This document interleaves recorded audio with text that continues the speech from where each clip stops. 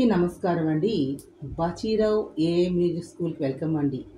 ఈరోజు మన వీడియోలో అమృతవర్షిణి రాగం, ఈ రాగం వాయిస్తే వర్షం కురుస్తుంది అని ముత్తుస్వామి దీక్షితారు వర్షం కూడా కురిపించారట.